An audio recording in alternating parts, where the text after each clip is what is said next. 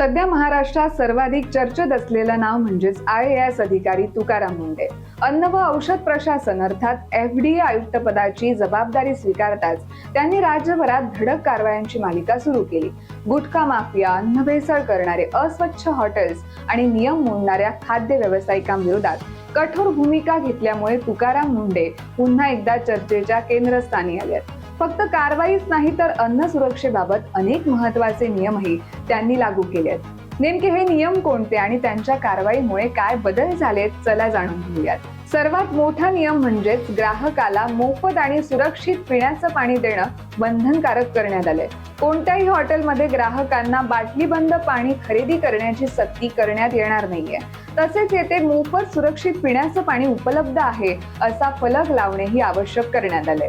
दुसरा महत्त्वाचा नियम म्हणजे वर्तमानपत्र किंवा छापील कागदात अन्न देण्यास किंवा पॅक करण्यास बंदी. कारण वर्तमानपत्रातील शाई आरोग्यासाठी घातक ठरू शकते. त्यामुळे आता फक्त फूड ग्रेड पॅकेजिंग वापरण्याचे निर्देश देण्यात आले आहेत. याशिवाय हॉटेल आणि रेस्टॉरंटमध्ये काम करणाऱ्या कर्मचाऱ्यांची नियमित वैद्यकीय तपासणी अनिवार्य करण्यात आली आहे. अन्न हाताळणाऱ्या कर्मचाऱ्यांनी होस्टेक म्हणजेच फूड सेफ्टीचे प्रशिक्षण घेणेही आवश्यक करण्यात आले आहे. एकाच खाद्यतेलाचा वारंवार वापर होऊन नागरिकांच्या आरोग्याला धोका निर्माण होऊ नये यासाठी वापरलेल्या तेलाच्या पुनर्वापरावर कठोर निर्बंध लागू करण्यात आले आहेत. मोठ्या हॉटेल्स आणि खाद्य व्यावसायिकांना ग्राहकांसाठी मेन्यूमध्ये कॅलरीजची माहिती आणि शाकाहारी आणि मांसाहारी पदार्थांची स्पष्ट माहिती देण्याचे निर्देश देण्यात आले आहेत. प्रत्येक खाद्य व्यावसायिकाकडे वैध FSSAI परवाना असणं आणि तो ग्राहकांना दिसेल अशा ठिकाणी लावणं बंधनकारक करण्यात आलंय.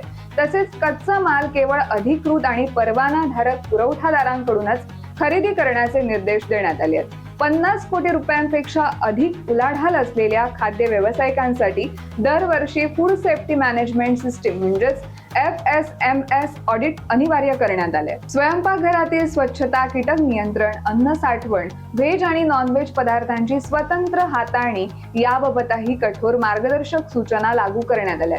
याशिवाय सध्या चर्चेत असलेला आणखी एक निर्णय म्हणजेच नारळ पाणी विक्रेत्यांसाठी स्वच्छतेचे नियम. नारळ कापण्यासाठी वापरण्यात येणारी सुरी किंवा इतर साधने स्वच्छ आणि निर्जंतुक ठेवणं, विक्रेत्यांनी स्वच्छ हात किंवा हातमोज्यांचा वापर करणं, अस्वच्छ पाणी किंवा दूषित बर्फ वापरू नये, विक्रीचे ठिकाण स्वच्छ ठेवावे आणि कचऱ्याची योग्य विल्हेवाट लावावी असे निर्देश देण्यात आले आहेत. दुधातील भेसळ रोखण्यासाठी दूध संकलन केंद्रे, डेअरी आणि विक्री व्यवस्थेवर अधिक कठोर तपासणी करण्याचे आदेशही देण्यात आले. अशा अनेक नियमांमुळे तुकाराम मुंढे यांच्या कार्यपद्धतीची राज्यभरात चर्चा सुरू आहे. हे नियम काही नवीन नाही आहेत, तर आधीपासूनच अस्तित्वात असलेले हे नियम आहेत. ज्या नियमांची अंमलबजावणी आता तुकाराम मुंढे यांनी केली आहे. तुमच्या मते हे नियम सर्वसामान्यांच्या आरोग्यासाठी किती उपयोगी ठरतील, तसेच या नियमांची काटेकोर अंमलबजावणी झाली तर अन्न भेसळ आणि अस्वच्छतेवर खरंच आळा बसेल का?